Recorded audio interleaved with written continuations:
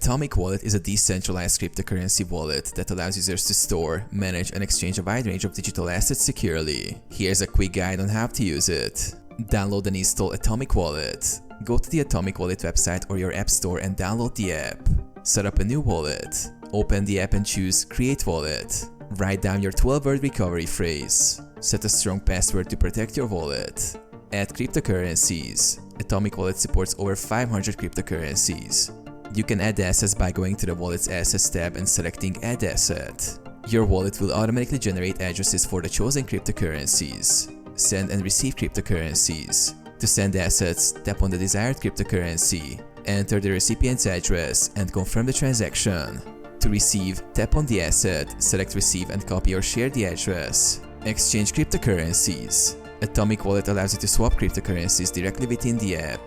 Choose the coins to exchange and confirm the transaction.